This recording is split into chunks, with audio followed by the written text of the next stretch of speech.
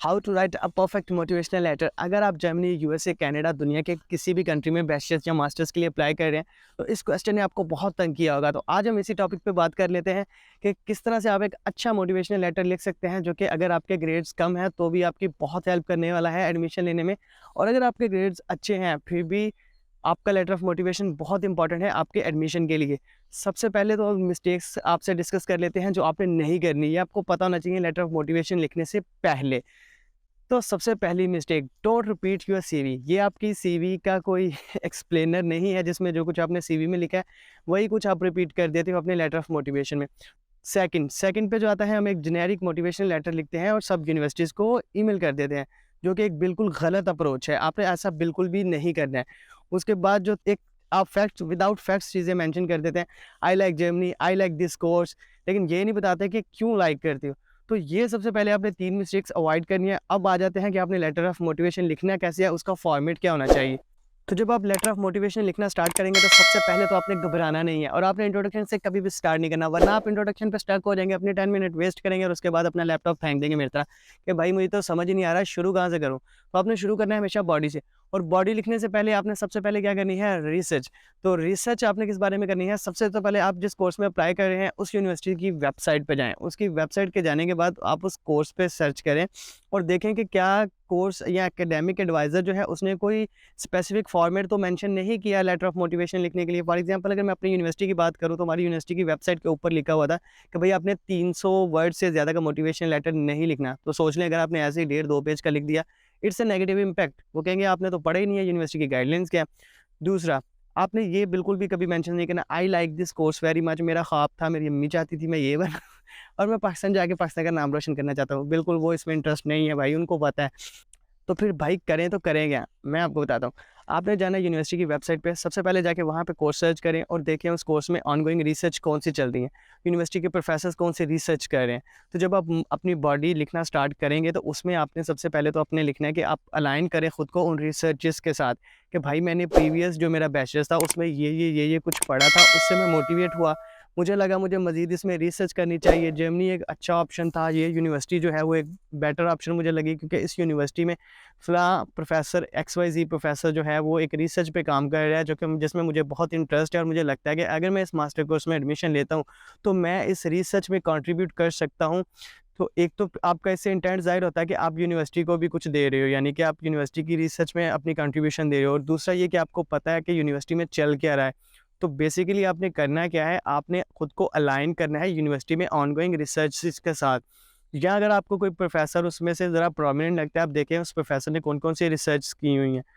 तो आप मेंशन करें कि ये यार XYZ नाम का जो प्रोफ़ेसर है, मुझे ये बहुत अच्छा लगता है, मैंने इसका वर्क देखा है, रिसर्च वर्क, तो मैं चाहता हूँ अगर मैं मास्टर प्रोग्राम में मेरा मेरा एडमिशन होता है, तो जिस टॉपिक में रिसर्च ये कर रहा है, उसी टॉपिक में मैं इंटरेस्टेड हूँ। उसी टॉपिक से रिलेटेड मैंने बैचलर्स में सब्जेक्ट्स पढ़े हैं या मैंने रिसर्च की है, तो मैं उसको फ़र्दर आगे लेके जाना चाहता हूँ। इसलिए मेरे लिए ये बहुत ज़रूरी है कि मैं इस मास्टर में एडमिशन लूँ और मैं इस प्रोफ़ेसर के साथ काम करूँ। बात को समझ रहे हैं? आपने उनको बताना है कि आपको यूनिवर्सिटी के बारे में वाक़ई पता है, आप ऐसे हवाओं में फैक्ट से नहीं उड़ा रहे क्या। तो सेकंड चीज़ जो मैंने आपको बोला था आपने अवॉइड करनी है वो है विदाउट फैक्ट्स चीज़ें लिखना। जैसा कि ये यूनिवर्सिटी बहुत अच्छी है, मैं एक इंटरनेशनल एक्सपोज़र चाहता हूँ और ये बड़ी घिसी-पिटी बातें हैं, बिलीव मी आपने ये बिल्कुल नहीं लिखनी। तो आपने बताना है कि भाई ये मैंने प्रीवियस पढ़ा था, ठीक है? और ये प्रोफ़ेसर ये रिसर्च कर रहा है, मुझे इसमें काफ़ी इंटरेस्ट है, मैं चाहता हूँ मैं इस यूनिवर्सिटी में एडमिशन जब मुझे मिलेगा तो मैं इस प्रोफ़ेसर के साथ मिलकर ये रिसर्च में जो है वो कंट्रीब्यूट कर सकता हूँ, मुझ में पोटेंशियल है और ये मेरे लिए भी अच्छा है। जब इसके बाद मैं ये करके मार्केट में जाता हूँ, तो मार्केट में मुझे इसका क्या बेनिफिट होने वाला है। अच्छा, उसके लिए मैं आपको बताता हूँ, आपने जाना है उस यूनिवर्सिटी की जो वेबसाइट है, कोर्स वेबसाइट, उस पे देखें कि इस कोर्स की एप्लीकेशंस क्या हैं, कि फ़ील्ड में कहाँ-कहाँ पे जो है आप ये कोर्स करने के बाद उसको इम्प्लीमेंट कर सकते हो।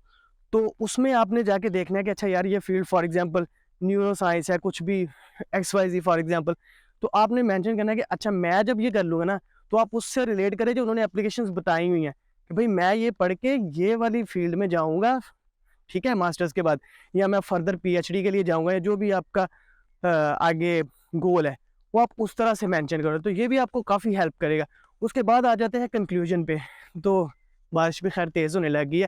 कंक्लूजन आपने बहुत को लंबा चौड़ा नहीं लिखना, 2 से 3 लाइन का लिखें और उनको बताएँगे भाई मैं एक पोटेंशियल कैंडिडेट हूँ, जिस तरह से मैंने प्रीवियसली एक्सप्लेन कर दिया है कि ये कुछ मैंने पढ़ा हुआ है और सारी जो आपने पीछे फ़िल्में सुनाई हुई हैं, आप उनको बता दें कि भाई मैं एक परफेक्ट कैंडिडेट हूँ इस कोर्स के लिए।